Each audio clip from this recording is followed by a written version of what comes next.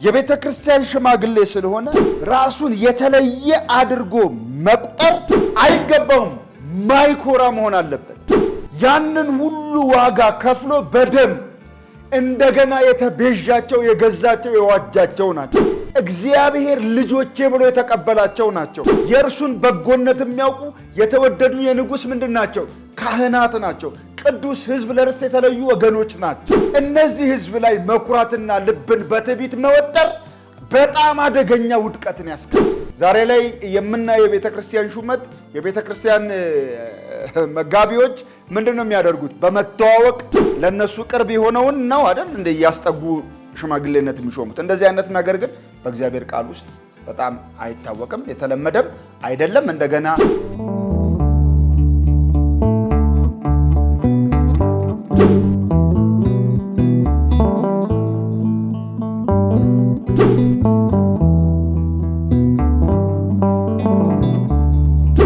እንደምን ከርማችኋል? ጌታ የተባረከ ይሁን። በምህረቱ ባለጠጋ የሆነ አምላክ እንደገና እንድንገናኝ እድልና ጊዜ ስለሰጠን ጸጋውንም ስላበዛልን ጌታን እጅግ አድርገን እናመሰግነዋለን። ጌታ ይመስገን። እንደምታስታውሱት የሐዋርያው የጳውሎስን መልእክት ወደ ቲቶ እያጠናን ነው ያለነው። ምዕራፍ 1 ላይ ነው የምንገኘው። የቤተ ክርስቲያንን ሽማግሌ መስፈርቶች እያየን ነበር ያቆምነው። እንደተለመደው የእግዚአብሔርን ቃል እናነባለን። ከቁጥር 5 ጀምሮ እስከ ቁጥር 9 መጨረሻ ድረስ የእግዚአብሔርን ቃል እናነባለን። ይህ አሁን የማነበው የሕያው እግዚአብሔር አምላካችን ቃል ነው። ስለዚህም ምክንያት የቀረውን እንድታደራጅ በየከተማው እኔ አንተን እንዳዘዝኩ ሽማግሌዎችን እንድትሾም በቀርጤስ ተውሁህ። የማይነቀፍና የአንዲት ሚስት ባል የሚሆን የሚያምኑም ልጆች ያሉት፣ ስለ መዳራትም ወይም ስለ አለመታዘዝ የማይከሰስ ማንም ቢኖር ሹመው። ኤጲስቆጶስ እንደ እግዚአብሔር መጋቤ የማይነቀፍ ሊሆን ይገባዋልና፣ የማይኮራ፣ የማይቆጣ፣ የማይሰክር፣ የማይጨቃጨቅ፣ ነውረኛ ረብ የማይወድ፣ ነገር ግን እንግዳ ተቀባይ፣ በጎ የሆነውን ነገር የሚወድ፣ ጠንቃቃ፣ ጻድቅ፣ ቅዱስ፣ ራሱን የሚገዛ ይሁን። ሕይወት በሚገኝበት ትምህርት ደግሞ ሊመክር ተቃዋሚዎችንም ሊወቅስ ይችል ዘንድ እንደተማረው በታመነ ቃል ይጽና። የማይታዘዙና ከንቱ የሚናገሩም የሚያታልሉም ይልቁንም ከተገረዙት ወገን የሚሆኑ ብዙ ናቸውና እነዚህንም ስለ ነውረኛ ረብ የማይገባውን እያስተማሩ ቤቶችን በሞላው ስለሚገለብጡ አፋቸውን መዝጋት ይገባል ይላል። በእርግጥ እስከ ቁጥር 10 ድረስ ነው ያነበብኩት። እኛ ግን እስከ ቁጥር 9 ያለውን በዛሬው መርሃ ግብራችን ወይም በዛሬው የትምህርት ክፍለ ጊዜያችን ለማየት ነው የምንሞክረው። አምላካችን የቃሉን ደጅ እንዲከፍትልንና በኃይል በመካከላችን እንዲኖር ጌታ እንዲረዳን እንጸልይ። ጻድቅና ሕያው ቅዱስ የዘላለም አምላክ እግዚአብሔር ሆይ በጌታችን በኢየሱስ ክርስቶስ ስም እናመሰግንሃለን። ብቻህን አምላክ የሆንክ የማይለወጥ ክብር ያለህ ማንም ሊቀርበው በማይችል በታላቅ ብርሃን የምትኖር አምላክ እንደሆንክ የእሳት ፈሳሽ ከዙፋን ስር ጌታ ሆይ የሚወጡልህ አምላክ እንደሆንክ ጌታ አምላካችን እግዚአብሔር ሆይ ሁሉን የምትችል አምላክ ስለሆንክ እናመሰግንሃለን። ጌታ ሆይ አንተ አምላካችን ነህ። ቃልህም እንደ ማር ወለላ ይጣፍጣል። ጌታ ሆይ ቃልህ እንደ ማር ወለላ ይጣፍጣል፣ ሕፃናትን ጠቢባን ያደርጋል። አቤቱ ጌታ ሆይ መንገዳችንን የምንመራበት ቃልህ ነው። ጌታ ሆይ ባሪያ ሕግህ ለእግሬ መብራት ለመንገዴ ብርሃን ነው እንዳለ መብራትና ብርሃን ሆኖ ጌታ ሆይ ከሚያሰነካክለን ሁሉ የሚጠብቀን ቃልህ ነው። አቤቱ ቃልህ ጌታ ሆይ ተገኝቷል፣ እኔም በልቼዋለሁ፣ ለጉሮሬም ጣፈጠኝ እንዳለ አቤቱ በቃልህ ገበታ ስር አለን፣ እንድትረዳን እንለምንሃለን። ክብር ሁሉ ላንተ ይሁን። የቃልን ፍቺ አብራልን፣ በመንገድ ሁሉ ምራን። ክብር ሁሉ ላንተ ይሁን፣ በጌታ በኢየሱስ ክርስቶስ ስም ለዘላለሙ አሜን። ጌታ የተባረከ ይሁን። ጌታ የተመሰገነ ይሁን። ባለፈው እንደምታስታውሱት በቀርጤስ ከተማ ውስጥ የተተወ ወንድማችን ቲቶ የጳውሎስ የአገልግሎት ባልደረባ የዚህ ታላቁ ሥራ ባልደረባ የሆነው አጋዥ የሆነው ጓደኛ የሆነው የጳውሎስ ታማኝ መንፈሳዊ ልጅ የሆነው ቲቶ በቀርጤስ በዛ በአስቸጋሪ መልክዓ ምድር ባለበት በዚያ በደሴቲቱ ውስጥ እንዲሆን የተደረገበትን ምክንያት እያነሳን ነበረ። ያም ምክንያት ምንድን ነበረ? ሽማግሌዎችን እንዲሾም፣ እንዲያደራጅ፣ የስተት ትምህርትን ነቅሎ እንዲያወጣ፣ የስተት ልምምድን እንዲያስተካክል ወይም የስተት ልምምድን ከጉባኤ ውስጥ እንዲያስቀር ለዚህ ዓላማ ተልእኮ ነበረ በቀርጤስ ያለው። ስለዚህ አንዱ ተልእኮ የቤተ ክርስቲያን ሽማግሌዎችን መሾም ነው። ባለፈው የተመለከትነው የቤተ ክርስቲያን ሽማግሌዎች ሊኖራቸው የሚገባው ባህሪያዊ መስፈርቶች ቀርበዋል። እነዚህም አንደኛው የማይነቀፉ መሆን ይኖርባቸዋል። አልቦ ነቀፋ የሆነ ሕይወት በሰዎች መካከል ሲመላለሱ ይሄ የሚባል ችግር ሊኖርባቸው አይገባም። የአደባባይ ስህተት ሊኖርባቸው አይገባም። ምክንያቱም ነገ ቤተ ክርስቲያኒቱን የሚወክሉ ሪፕሬዘንታቲቭ እነሱ ናቸው። ስለዚህ የማይነቀፍ መሆን አለባቸው። ይሄ ብቻ ሳይሆን የአንዲት ሚስት ባል መሆን ይኖርባቸዋል። ያም ብቻ አይደለም። የአንዲት ሚስት ባል ብቻ ሳይሆን የሚያምኑም ልጆች ያላቸው መሆን አለባቸው። ይሄንን ከአንደኛ ጢሞቴዎስ ምዕራፍ 3 ሐሳብ ጋር አገናኝተን ለመመልከት ሞክረናል።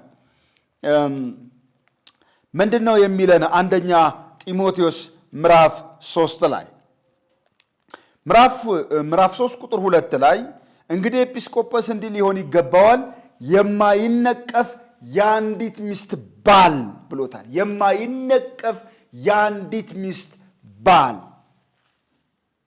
ምክንያቱም ለብዙ ሴቶች ልቡን ሼር የሚያደርግ የሚያከፋፍል፣ ሰውነቱን ለብዙ ሰው የሚያከፋፍል መሆን የለበትም።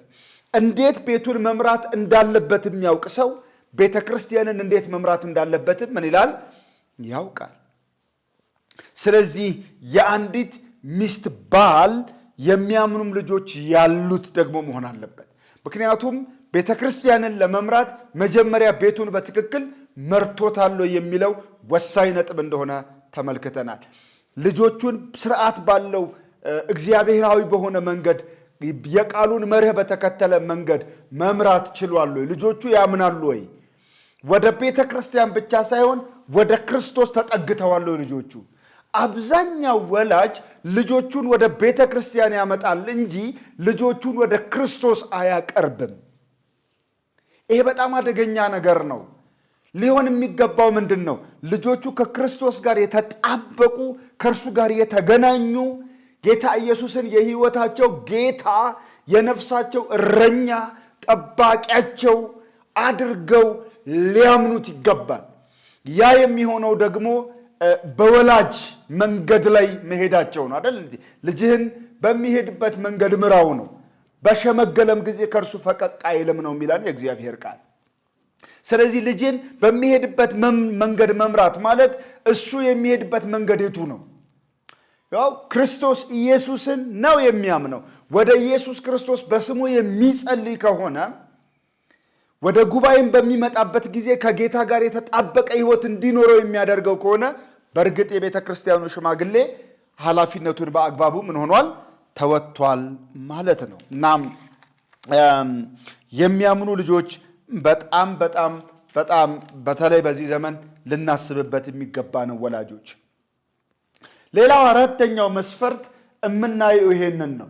ስለ መዳራት ወይም ስላለ መታዘዝ የማይከሰስ መሆን አለበት። ሁለት ነገር በአንድ ላይ ነው የቀረበው። የመጀመሪያው መዳራት የሚል ነው። ሁለተኛው አለመታዘዝ የሚል ነው።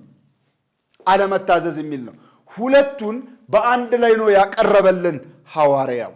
ስለ መዳራት ወይም ስለ አለመታዘዝ ምንም አይሆን ነው፣ የማይከሰስ መሆን አለበት ይህ ሰው። በዚህ ጉዳይ ላይ ክስ የማይቀርብበት ውንጀላ የማይቀርብበት ሰው መሆን አለበት ለቤተ ክርስቲያን ሽምግልና የሚመረጠው ሰው።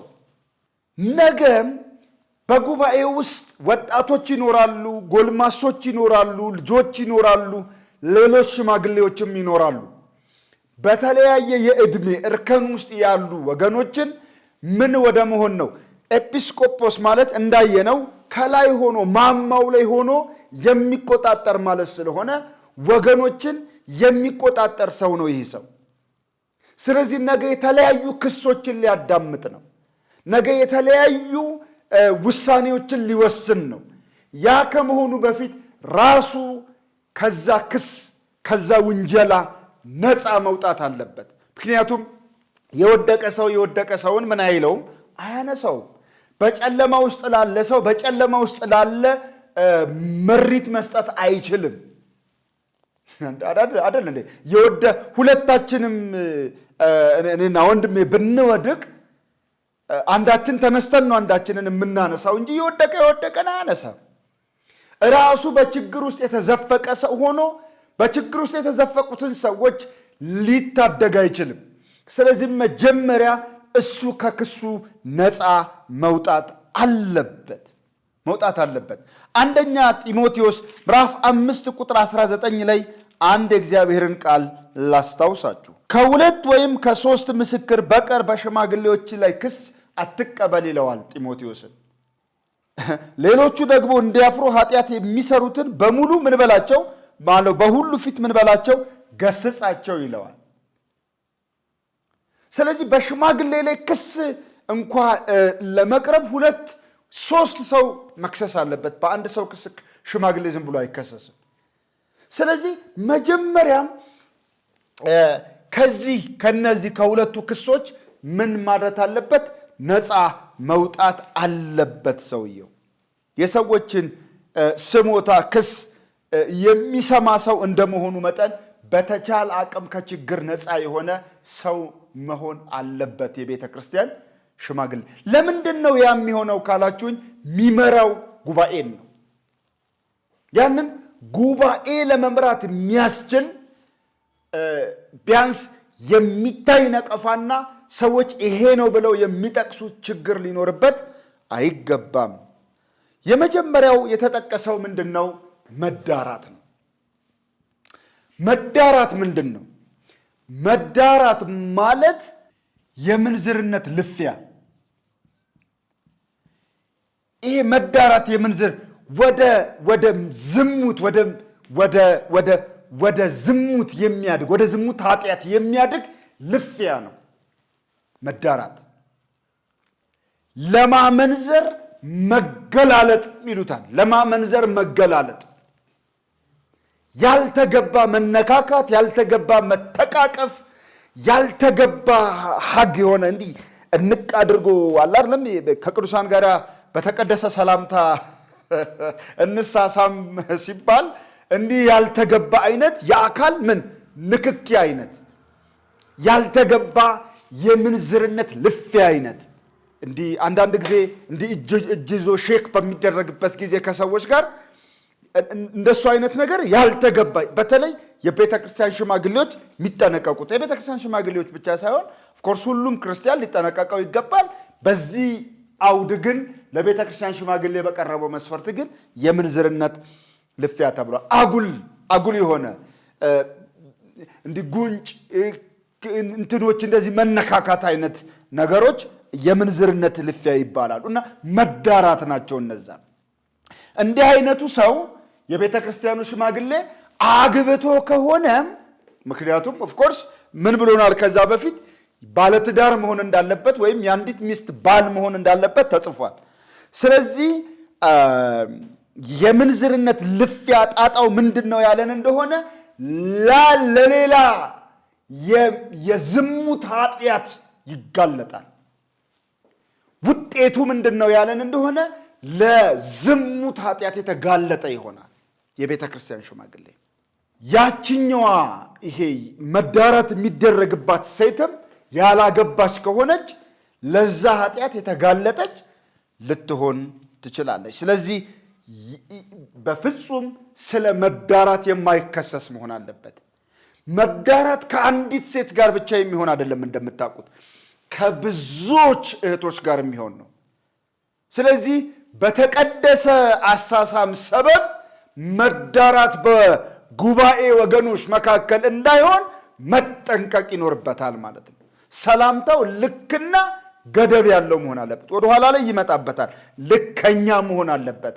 ይሄ ገደቡን የጠበቀ መሆን አለበት የቤተ ክርስቲያን ሽማግሌ።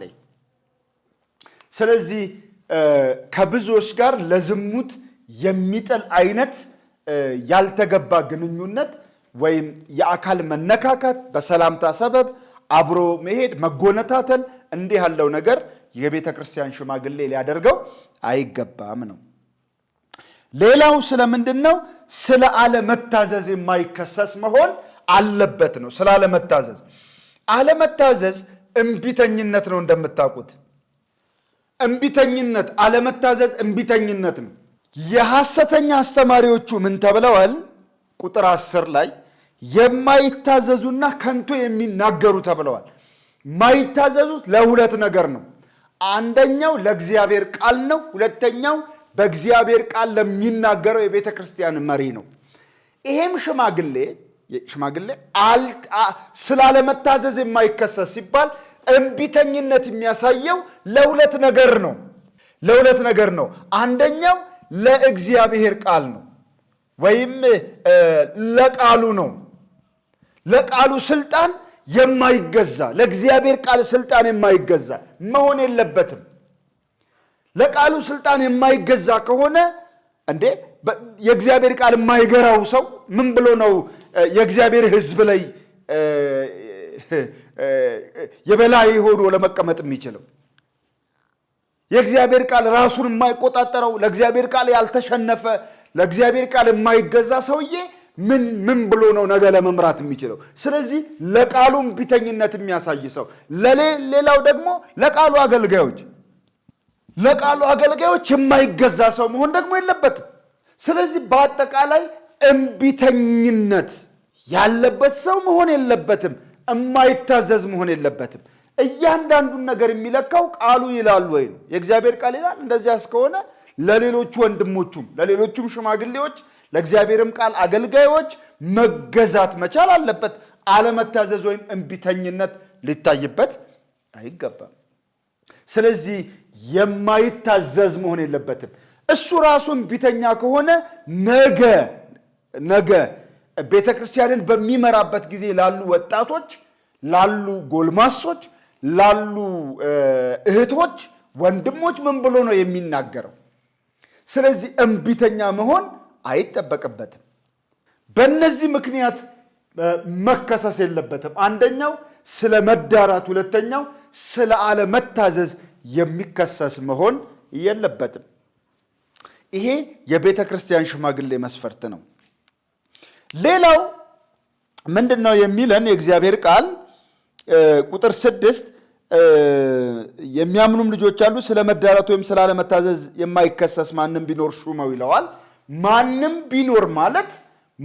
ቢኖር ሹመው ማለት ማንም ቢሆን ችግር የለው። ይሄ ማለት ነገድ፣ ብሔር፣ ቋንቋ፣ አጭር፣ ረጅም፣ ወፍራም፣ ቀጭን ማንም ቢኖር ማለት ይሁዲ ብቻ የሆነ አይደለም፣ አሕዛብ ብቻ የሆነ አይደለም። ማንም ቢኖር ማለት ይሄንን መስፈርት የሚያሟላ የትኛውም ሰው የመጣበት ሀገር ሹመቱን እንዳያገኝ ምክንያት መሆን አይችልም፣ ወይም ሹመቱን እንዲያገኝም ምክንያት መሆን አይችልም። የሚናገረው ቋንቋ፣ የሚለብሰው ልብስ፣ የሚኖርበት ቤት፣ የኑሮ ደረጃው ማተር አያደርግም። ማንም ቢኖር ሹመው። በዚያ ጉባኤ ውስጥ ድብልቅ ሕዝቦች አሉ። ማለት ድብልቅ ስል ይሁዲዎችም አሉ፣ አሕዛብም አሉ። አሕዛብ ብቻ አይደለም የሽማግሌነት ሹመት የሚሰጣቸው፣ ወይም ይሁዲዎች ብቻ አይደለም የሽማግሌነት ሹመት። ማንም ቢኖር መስፈርቱን እስካሟላ ድረስ ይገባዋል። ቲቶ የሚፈልገውን ብቻ አይደለም። ማንም ቢኖር ግድ የለም ሹመው። መስፈርቱ ነው ዋናው እንጂ ሰውየው አይደለም። ወይም የመጣበት ብሔር፣ የሰውነቱ ግዝፈት፣ ቅጥነትና ውፍረቱ፣ ርዝማኔና አጭርነቱ፣ ኢኮኖሚ ስታተሱ፣ የሚሰራው ስራ፣ ፕሮፌሽኑ ማተር አያደርገው። ዛሬ ላይ የምናየው የቤተክርስቲያን ሹመት የቤተክርስቲያን መጋቢዎች ምንድነው የሚያደርጉት? በመተዋወቅ ለነሱ ቅርብ የሆነውን ነው አይደል እንደ ያስጠጉ ሽማግሌነት የሚሾሙት። እንደዚህ አይነት ነገር ግን በእግዚአብሔር ቃል ውስጥ በጣም አይታወቅም፣ የተለመደም አይደለም፣ እንደገና ልክም አይደለም፣ ስተት ነው። ስለዚህ ማንም ቢኖር ሹመው። ቁጥር 7 ኤጲስቆጶስ እንደ እግዚአብሔር መጋቤ ሊሆን ይገባዋል። ይሄ ደግሞ እንደ እግዚአብሔር መጋቤ እንደ እግዚአብሔር መጋቤ ሊሆን ይገባዋል። ይሄኛውም ሌላኛው መስፈርት ነው፣ ባህሪያዊ ነው። ይሄኛው እንደ እግዚአብሔር መጋቤ ማለት እንደ ባለ አደራ ማለት ነው። እንደ ባለ አደራ ሊሆን ይገባዋል። የቤተ ክርስቲያን ሽማግሌ እንደ ባለ አደራ ሊሆን ይገባዋል። ባለ አደራ ምንድን ነው ካላችሁኝ፣ የተሰጠውን ኃላፊነት በትጋት መወጣት ላይ ትኩረት የሚያደርግ ነው። ኃላፊነት አለበት። ኃላፊነቱን ያገኘው ከራሱ አይደለም፣ ተሰጥቶት ነው። ባለ አደራ ነው ማለት አንድ ነገር በእጁ ገብቷል፣ ያንን የሰጠው አካል ይጠይቀዋል። ስለዚህ በታማኝነት አደራውን ለመወጣት ይተጋል ማለት ነው። በታማኝነት አደራውን ለመወጣት የሚተጋ መሆን አለበት የቤተ ክርስቲያን ሽማግሌ። ሹመት ነው ሲባል ፍጥረታዊ ሰው የሚለውን አይነት ለምሳሌ ሲሾም ያልበላ ሲሻር ይቆጨዋል አይነት አለ አይደለም። ይሄ ፍጥረታዊ ሰዎች የሚሉት አባባል በሱ ህይወት ውስጥ አይሰራም። ሽማግሌነትን ያገኘው ለቦታው ብቁ ስለሆነ ሳይሆን እግዚአብሔር ነው በአደራ እዛ ቦታ ላይ ያስቀመጠው አደራ።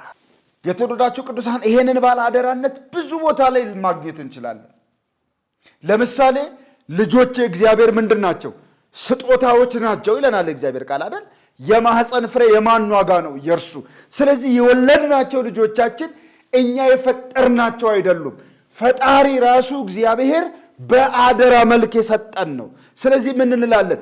ልጆቼ ከእግዚአብሔር የተሰጡኝ አደራዎቼ ናቸው እንላለን አይደለም? ባለ አደራነትን መወጣት አለብኝ እንላለን። ስለዚህ እነሱን ማብላት፣ ማጠጣት፣ ማልበስ፣ ማስተማር ብቻ ሳይሆን ይሄ የፈጠራቸውን አምላክ መንገድ ማሳየት ላይ ትኩረት እናደርጋለን። ጤንነታቸውን መጠበቅ፣ ይሄ ምንድን ነው? አምልኮ ነው እንላለን። ጥቅል ፓኬጁ ልጅን በማሳደግ ውስጥ ያለው ጥቅል ነገር ምንድን ነው እንላለን? አምልኮ ነው እንላለን። አንዲት እናት ልጇን ስታጥብ፣ ስታጠባ፣ ስታስጠና፣ ስትመክር ምን እያደረገች ነው? እየተገዛች እያመለከች ነው ለእግዚአብሔር።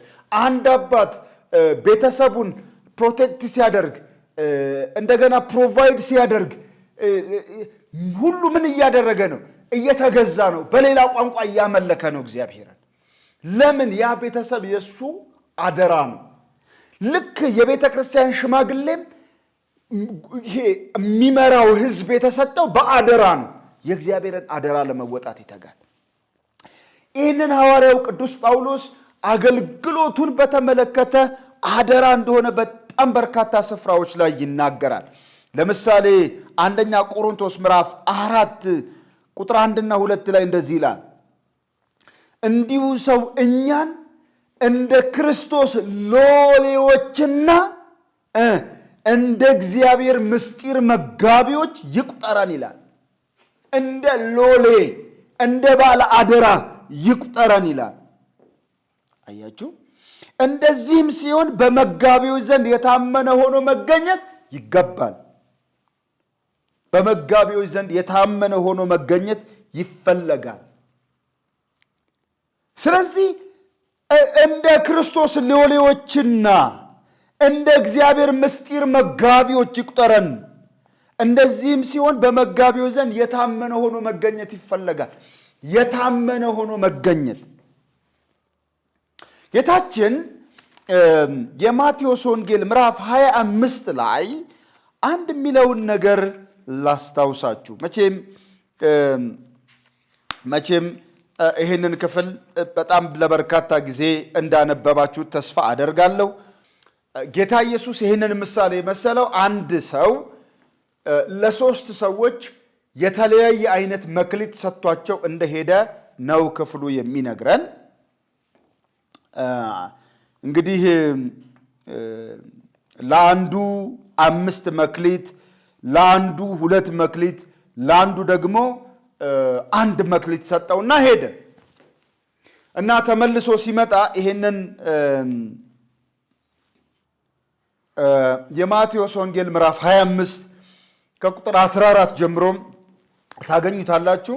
ማቴዎስ ምዕራፍ 25 ቁጥር 14 ጀምሮ ታገኙታላችሁ። እንደሱ አድርጎ ሄደ። እኔ አንዷን ክፍል ብቻ ነው የምናገረው፣ ቁጥር 21 ላይ ያለችው ታማኝ ባሪያ የምትለዋን ማለት ነው። አንተ በጎ ታማኝ ባሪያ የሚለውን ነው የፈለኩት፣ ግን አጠቃላይን ነው የምንመለከተው። እና ይሄ 5 መክሊት የተሰጠው ሰው ጌታው ከብዙ ዓመት በኋላ ተመልሶ ሲመጣ ወደ ጌታው ቀረበና 5 መክሊት ሰጥተኸኝ ነበረ፣ ይሄው ሌላ 5 አትርፌያለሁ ብሎ ሰጠ። ጌታ ምን አለው? ቁጥር 21 ላይ እነሆም 5 መክሊት አተረፍኩበት አለ። ጌታውም መልካም አንተ በጎ ታማኝ ባሪያ፣ በጥቂቱ ታምናል፣ በብዙ እሾምሃለሁ፣ ወደ ጌታ ደስታ ግባ አለው ይለናል። ሁለተኛውም እንደሱ ነው ያደረገው። ሁለተኛውም መክሊት የተቀበለው ደግሞ ቀርቦ ጌታ 2 መክሊት ሰጥተኸኝ ነበር፣ እነሆ ሌላ 2 መክሊት አተረፍኩበት አለ። ጌታው መልካም አንተ በጎ ታማኝም ባሪያ፣ በጥቂቱ ታምናል፣ በብዙ እሾምሃለሁ፣ ወደ ጌታ ደስታ ግባ አለው ነው የሚለን። አንድ የተቀበለው በቃ ወስዶ የቀበራት እንደ አደራ ያልቆጠራት፣ አንዱ ግን ምን ተባለ? ተመልከቱ ምን እንደሚል። ካልዘራህበት የማታጭድ ካልበተንክበት የምትሰበስብ ጨካኝ መሆንህን አውቃለሁ። ፈራሁ፣ ሄጄም መክሊቱን በምድር ቀበርሁት፣ እነሆም መክሊትህ አለ። ጌታውም መልሶ አንተ ክፉ ሐኬተኛ ባሪያ፣ ካልዘራሁበት እንዳጭድ ካልበተንኩበት እንድሰበስብ ታውቃለህ።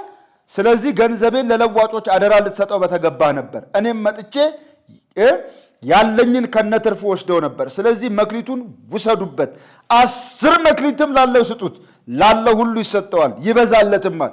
ከሌለው ግን ያ ያለው እንኳ ይወሰድበታል። የማይጠቅመውን ባሪያ በውጭ ወዳለው ጨለማ አውጡት፣ በዚያ ለቅሶና ጥርስ ማፋጨት ይሆናል ብሎ ይናገራል። ስለዚህ አደራውን ያልተወጣው ሰው ክፉ ሐኬተኛ ባሪያ ሲባል፣ አደራውን የተወጣው ሰው ታማኝ በጎ ባሪያ ተብሏል። ስለዚህ የቤተ ክርስቲያን ሽማግሌዎች ራሳቸውን እንደምን ሊቆጥሩ ይገባል ካለን፣ እንደ ባለ አደራ፣ እንደ እግዚአብሔር መጋቤ አደራ ነው እኮ የተሰጠኝ። ይሄ አገልግሎትንም ቢሆን ማየት ያለብን እንደ እግዚአብሔር ጸጋ ነው። ማለት እግዚአብሔር እኮ ነው የሰጠን፣ እድሉን እንድናገለግለው የሰጠን እሱ ነው። እድሉን የሰጠን እሱ ነው። ጸጋውን የሰጠን እሱ ነው። ቃሉ የእሱ ነው። እኛም የእሱ ነን። ስለዚህ ምንም የሚያንቀባረር ነገር የለም። ስለዚህ አደራን መጠበቅ በኋላ ላይ ክብር አለው። ታስታውሱ እንደሆነ ዮሴፍን በጲጢፋራ ቤት ውስጥ በነበረበት ጊዜ ኦሪት ዘፍጥረት ምዕራፍ 39 ጀምሮ ምን እንዳጋጠመው ታስታውሳላችሁ። ሁሉንም ነገር ይመራ ነበረ። ዮሴፍ በጲጢፋራ ቤት ውስጥ ምዕራፍ 39ን ታስታውሱ እንደሆነ። በኋላ ግን ምን ሆነ? ዮሴፍ ላይ ሚስትየዋ ዮሴፍን ለስጋዋ እርካታ ለገዛ ፈቃዷ ፍላጎት ፈለገችው። ከእርሷም ጋር ይሆን ዘንድ አልሰማትም ይለናል ቁጥር 10። እንዲህም ሆነ በዚያን ጊዜ ሥራውን ሁሉ እንዲሠራ ወደ ቤቱ ገባ። በቤትም ውስጥ ከቤት ሰዎች ማንም አልነበረም። ከእኔ ጋር ተኛ ስትል ልብሱን ተጠምጥማ ያዘች። እርሱም ልብሱን በእጇ ትቶላት ሸሸ። ወደ ውጭም ወጣ። እንዲህም ሆነ ልብሱን ትቶ ወደ ውጭ እንደሸሸ ባየች ጊዜ የቤቷን ሰዎች ወደ እርሷ ጠርታ እንዲህ ብላ ነገረቻቸው። እዩ ዕብራዊው ሰው በእኛ እንዲሳለቅ አግብቶብናል። እርሱ ከእኔ ጋር ሊተኛ ወደ እኔ ገባ። እኔም ድምፄን ከፍ አድርጌ ጮክ። ድምፄንም ከፍ አድርጌ እንደ ጮክ በሰማ ጊዜ ልብሱን በእኔ ዘንድ ትቶ ወደ ውጭ ወጣ ብላ አማቸው፣ ከሰሰችው። በዚህ ምክንያት የደረሰበትን ጦስ ታስታውሳላችሁ። ከዚህ ከክሱ በፊት ግን እሱ ያላትን ነው እንደ እግዚአብሔር መጋቢ ከሚለው ጋር ማንሳት የፈለግኩት። እንዲህ ሆነ ቁጥር 6 ላይ ቁጥር 7 ላይ ከዚህም በኋላ እንዲሆነ የጌታው ሚስት በዮሴፍ ላይ ዓይኗን ጣለች፣ ከእኔ ጋር ተኛለችው። እርሱም እምቢ አላት። ለጌታው ሚስት እንዲህ አላት፣ እነሆም ጌታዬ በቤቱ ያለውን ምን የሚያውቀው የለም፣ ያለውንም ሁሉ ለእኔ ያስረክቦኛል። ለዚህ ቤት ከእኔ የሚበልጥ ሰው የለም። ሚስቱ ስለሆንሽ ከአንቺ በቀር ያልሰጠኝ ነገር የለም። እንዴት ይህን ትልቅ ክፉ ነገር አደርጋለሁ?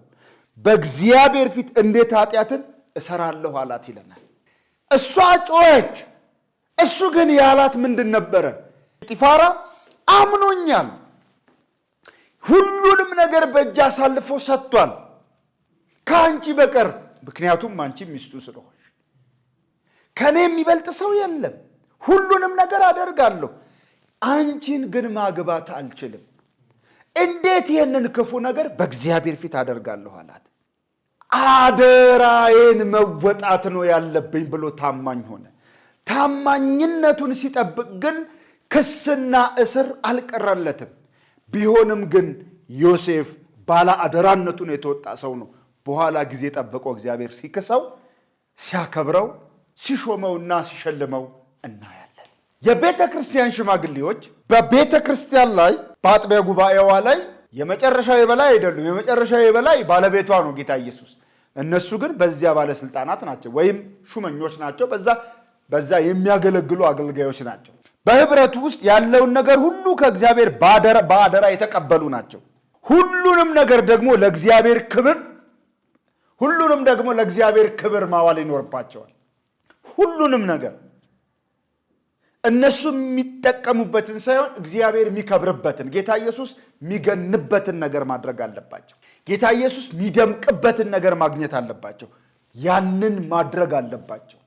ስለዚህ ተወዳጆች ሆይ የቤተ ክርስቲያን ሽማግሌ እንደ እግዚአብሔር መጋቢ ሊሆን ይገባዋል። ሌላኛው አንድ ነጥብ የማይኮራ መሆን አለበት። የማይኮራ መሆን አለበት። የማይኮራ መኩራት፣ እንደምታውቁት እንግዲህ መኩራት አሮጋንስ መሆን፣ መታበይ፣ መቆነን፣ መጀነን፣ መታጀር የሚል ትርጉም ይኖረዋል። መኩራት ከሌላው ከፍ ብሎ የመታየት፣ በቃ ይሄ ሁሉ እኔ አይደለሁ እንደ የበላይ፣ ይሄ ሁሉ ከስራ አይደለም እንደ አይነት። ምክንያቱም ኤጲስቆጶስ ምንድን ነው ያልነው? ከላይ ሆኖ ወደታች የሚያይ ስለሆነ ሲታይ፣ አዎ ሽማግሌዎች እንደዚህ አድርገው የበላይ ሆነው የሚያዩ ናቸው። ስለዚህ እዩላችሁ፣ ኩራት የልብ ሐሳብ ነው። የቤተ ክርስቲያን ሽማግሌ ስለሆነ ራሱን የተለየ አድርጎ መቁጠር አይገባውም። ማይኮራ መሆን አለበት። ባህሪ ነው ይሄ፣ ውስጣዊ ነው ይሄ። ይህንን እንግዲህ ደሙን ወስደን በላቦራቶሪ ውስጥ ከተን አይኮራም ይኮራል ልንል አንችልም። ቀድሞ ከመሾሙ በፊት ግን ባሉት አንዳንድ ነገሮች ግን ልንለየው እንችላለን። በፍጹም መኩራት የለበትም። መኩራት በራስና በራስ ፈቃድ መሞላት ነው። የቤተ ክርስቲያን መሪ ስለሆኑ አምባገነን ለመሆን መጣጣር የለባቸውም። አብዛኛው ጊዜ የቤተ ክርስቲያን መሪዎች ችግራቸው በሚመሩት ማህበረሰብ ላይ አምባገነን የመሆን ሁኔታ ይታያል። እኔ ነኝ የምፈልጠው፣ እኔ ነኝ የምቆርጠው፣ እኔ ነኝ የማዘው፣ እኔ ነኝ የምናዝዘው አይነት። ስለዚህ መኩራት ሌላውን መናቅ ነው እንደምታውቁት። ትህትና ደግሞ ይጠበቃል። በክርስቶስ ኢየሱስ የነበረ ይህ ሐሳብ በእናንተ ዘንድ ደግሞ ይሁን ብሎናል ፊልጵስዩስ ምዕራፍ 2 ላይ። ስለዚህ በክርስቶስ ኢየሱስ የነበረ እኔ የዋህ በልቤም ትሁት ነኝና ከኔ ተማሩ አይደል ጌታ ኢየሱስ። ስለዚህ ከእርሱ የተማሩ ትሁት ልብ ያላቸው መሆን ይኖርባቸዋል የቤተ ክርስቲያን ሽማግሌዎች። ኩራት ወይም መኩራት የሰይጣን ባህሪ ነው እንደምታውቁት፣ የሰይጣን ባህሪ ነው። ሉሲፈር ዲያብሎስ ወይም ሰይጣን እንደምታውቁት የመላእክት አለቃ ነበረ። ሕዝቅኤል ላይም ኢሳይያስ ላይም ይሄ ተዘግቦለታል። የኢሳይያሱን ላንብበው።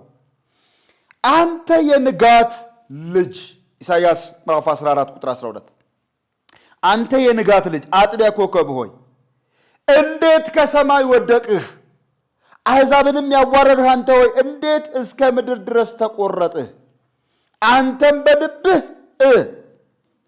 ወደ ሰማይ አርጋለሁ፣ ዙፋኔን ከእግዚአብሔር ከዋክብት በላይ ከፍ ከፍ አደርጋለሁ፣ በሰሜንም ዳርቻ መሰብሰቢያ ተራራ ላይ እቀመጣለሁ፣ ከደመናዎችም ከፍታ በላይ አርጋለሁ፣ በልዑልም እመሰላለሁ አልህ።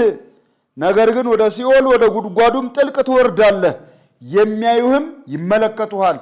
በውኑ እግዚአብሔርን ያንቀጠቀጠ መንግስታትን ያናወጠ ዓለሙን ባድማ ያደረገ ከተሞችን ያፈረሰ ምርኮኞችንም ወደ ቤታቸው የሰደደ ይህ ነውን ይሉሃል። ይሄ ከመልኩ ማማር የተነሳ ካለው ፖዚሽን የተነሳ ኩራት ልቡን ያዘው። ጭራሽ በልዑል እመሰላለሁ ወደ ሰማይ አርጋለሁ ብሎ የከፍታን ስፍራ ሲመርጥ ነው የምንመለከተው። በከፍታ ላይ እራመዳለሁ፣ ሁሉንም ነገር ይይዛለሁ፣ በልዑል እመሰላለሁ፣ ውበቴ ምን ብሎ ነው የወደቀው። ስለዚህ የቤተ ክርስቲያን ሽማግሌም ያለኝ ምናምን ብሎ የሚወጣጠር ቀን እግዚአብሔር ይጥለዋል። ያ ህዝብ የእግዚአብሔር ህዝብ ነው።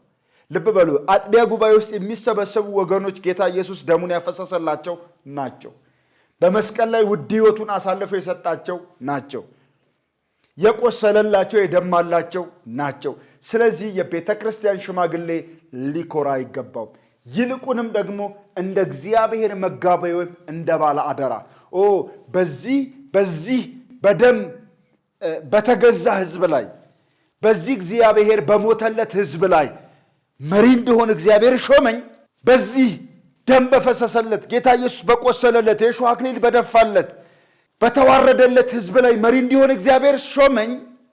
እግዚአብሔር ነው እንዲህ አደረገኝ ብሎ መፍራትና መንቀጥቀጥ ነው ያለበት። ሐዋርያው ጳውሎስ ራሱን የሚቆጥረው እንደዛ ነበረ። በሕዝቅኤል መጽሐፍ ላይ ኩራትም በተመለከተ ሉሲፈር የተባለውን ላስታውሳችሁ። ሕዝቅኤል ምዕራፍ 28 ቁጥር 11 እና 12 በተለይ ቁጥር 12 እንደዚህ ይላል፣ የሰው ልጅ ሆይ በጢሮስ ንጉሥ ላይ ሙሾ አሟሽተህ እንዲህ ብለህ ተናገር። ጌታ እግዚአብሔር እንዲህ ይላል፣ ጥበብን የተሞላህ ውበትም የተፈጸመ መደምደሚያ አንተ ነህ። በእግዚአብሔር ገነት በኤደን ነበርህ። የከበረ ዕንቁስ ሁሉ ሰርድዮን፣ ቶጳዝዮን፣ አልማዝ፣ ብረሌ፣ መርግድ፣ ኢያሰጲድ፣ ሰንፔር፣ በሉር የሚያንጸባርቅ ዕንቁ ወርቅ ልብስህ ነበረ። የከበሮና የእምቢልታ ሥራ ባንተ ዘንድ ነበረ። በተፈጠርህበት ቀን ተዘጋጅተው ነበረ። አንተ ልትጋርድ የተቀባህ ኪሩብ ነበርህ። በተቀደሰው በእግዚአብሔር ተራራ ላይ አኖርሁ። በእሳት ድንጋዮች መካከል ተመላለስክ። ከተፈጠርህበት ቀን ጀምረህ በደል እስኪገኝብህ ድረስ በመንገድ ፍጹም ነበርክ። ከንግድህ ብዛት ግፍ በውስጥ ተሞላ፣ ኃጢአትም ሠራ። ስለ እንዲህ እንደ ርኩስ ነገር ከእግዚአብሔር ተራራ ጣልኩ። የምትጋርድ ኪሩብ ሆይ ከእሳት ድንጋዮች መካከል አጠፋው። በውበትህ ምክንያት ኮራህ። ከክብርህም የተነሳ ጥበብህን አረከስህ። በምድር ላይ ጣልሁ፣ ያዩህ ዘንድ በነገሥታት ፊት ሰጠው። በበደል ብዛት በንግድህም ኃጢአት መቅደስህን አረከስህ። ስለዚህ እሳትን ከውስጥህ አውጥቻለሁ፣ እርሷን በልተሃለች። የሚያዩ ሁሉ ፊት በምድር ላይ አመድ አድርጌሃለሁ። በአሕዛብም ውስጥ የሚያውቁ ሁሉ ይደነቁብሃል። አንተም ለድንጋጤ ሆነሃል፣ እስከ ዘላለም አትገኝም ይለዋል። የቤተ ክርስቲያን ሽማግሌም እንደው ሽማግሌ በመሆኑ የብዙ የቤተ ክርስቲያን ወንድምና እህቶችን ጉዳይ ስለሚያይ ቤተ ክርስቲያኒቱን ወይም አጥቢያ ጉባኤም በበላይነት መምራት ስለሚችል ኩራት የሚያጠቃው ገን ይወድቃል። እኔ ለቤተ ክርስቲያን ሽማግሌ ብቻ አይደለም፣ ይሄንን ቤተ ክርስቲያንን ለሚያገለግሉ የቃል አገልጋዮች ጭምር በጸጋ ቤተ ክርስቲያንን ስለሚጠቅሙ ወንድሞችና እህቶች ጭምር ይሄ ሊታስብበት ይገባል። ትዕቢት ሊይዘን ይችላል። ሰውነንና ልንሳሳት እንችላለን። ይሄ በጣም አደገኛ ነው። ተመልከቱ፣ የአጥቢያ ጉባኤ ወገኖች ኢየሱስ ከሰማየ ሰማያት የወረደላቸው ናቸው። የእሾህ አክሊል የደፋላቸው ናቸው። የተዋረደላቸው በጴንጤና በጲላጦስ ዘመን የታመነ ምስክርነቱን የሰጣቸው ናቸው።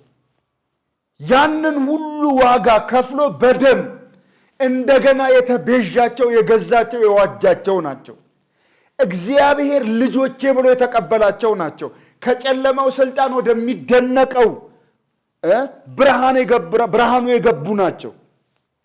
የእርሱን በጎነት የሚያውቁ የተወደዱ የንጉሥ ምንድን ናቸው? ካህናት ናቸው። ቅዱስ ሕዝብ፣ ለርስት የተለዩ ወገኖች ናቸው። እነዚህ ሕዝብ ላይ መኩራትና ልብን በትዕቢት መወጠር በጣም አደገኛ ውድቀትን ያስከስታል።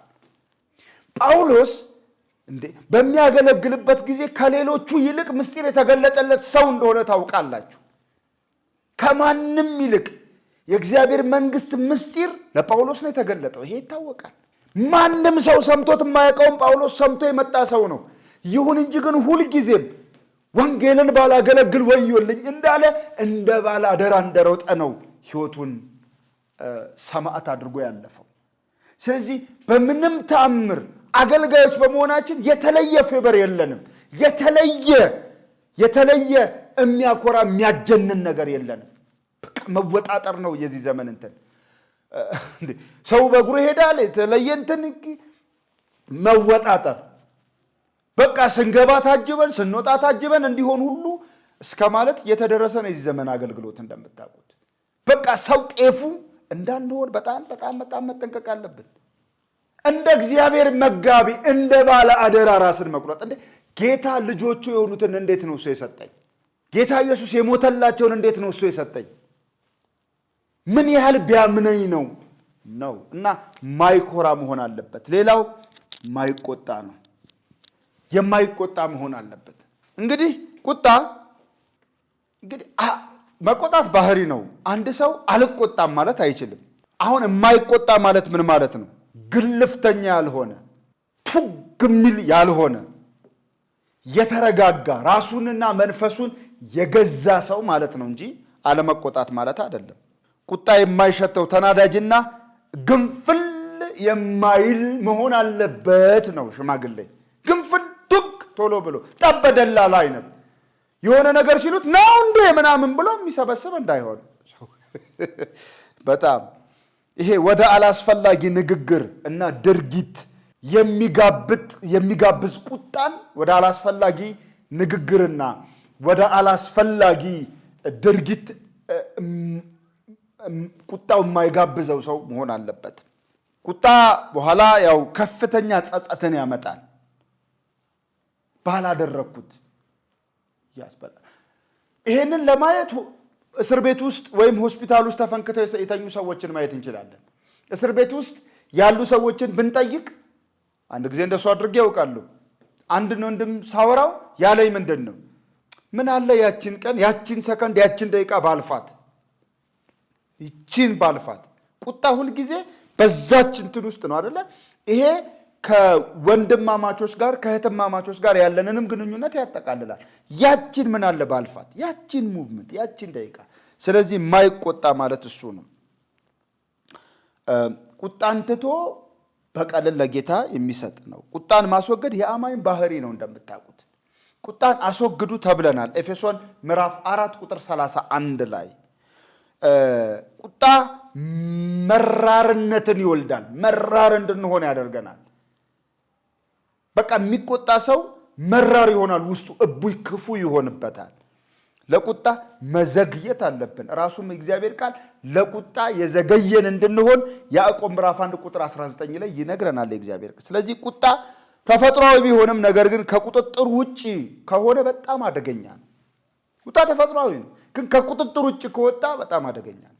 እሳትን እኮ ምንድን ነው? እሳትን እህል እናበስልበታለን አይደለም እንዴ? ምግብ እናበስልበታለን።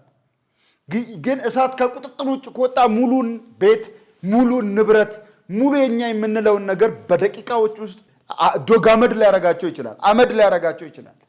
አለን የምንለውን ንብረት ሁሉ ወደ አመድነት ይቀይረዋል። ቁጣ ተፈጥሯዊ ነው አለ ውስጣችን ውስጥ። ግን ከቁጥጥር ውጭ ከሆነ ማንመልሰው ንግግር ከአፋችን ያመልጠናል። በቃ ኤዲት አናደርገው። በቃ ሰው ጆሮ ገባ ሰንዝረን አንዱንም የሆነ ነገር ካደረግነው በቃ ወጣ አንድ ጊዜ በቃ። እና ይሄ ለአማኝ ሁሉ ነው፣ በተለይ ደግሞ ለቤተ ክርስቲያን ሽማግሌዎች። የቤተ ክርስቲያን ሽማግሌ አይቆጣ ማለት አይደለም። የቤተ ክርስቲያን ሽማግሌ ስሜት አልባ ነው ማለት አይደለም። ግድ የለሽም ነው ማለት አይደለም። ነገር ግን ለቁጣ የዘገየ የራቀ ከቁጣ የራቀ አእምሮን የሚጠቀም የሚያስብ የሚያሰላስል መሆን አለበት። በስሜት ሳይሆን በማስተዋል የሚመራ መሆን አለበት ሰውየው። ምክንያቱም የቁጣ ውጤቱ ከስሜት መብረድ በኋላ የሚታወቅ ነው። ቀስ ብሎ ነገሮችን ስሜቱን አብርዶ ማየት እና አንድ ሰው በቆጣ ምን ችግር አለው ብሎ ቢጠይቀን በቆጣ ምን ችግር አለው እንዴ? እንደውም ስናገር ነው የሚበርድልኝ የሚሉ ሰዎች አሉ አይደል? ስናገር ነው የሚበርድልኝ የሚሉ ሰዎች አሉ።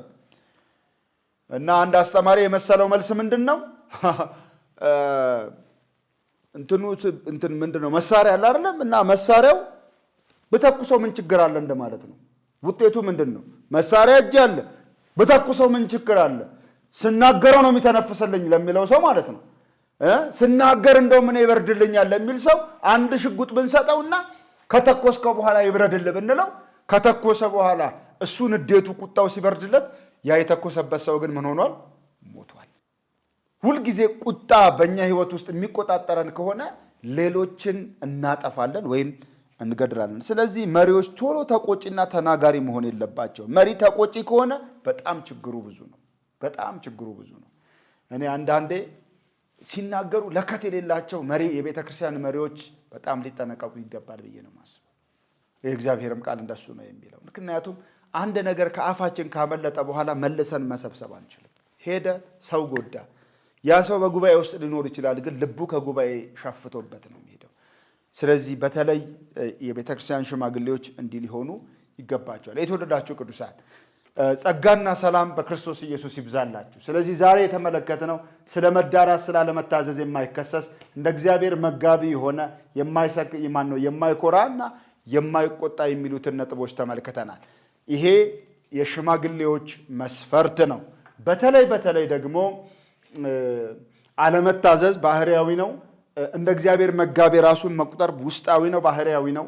የማይኮራና የማይቆጣ በተለይ እነዚህ ውስጣዊ የሆኑ ሊታወቁ የሚገባ ውስጣዊ የሆኑ ራሱ ግለሰቡ የሚያውቃቸው ናቸው። በአብዛኛው ለምሳሌ የማይነቀፍ መሆኑን እናውቃለን፣ አብሮን ስለሚኖር።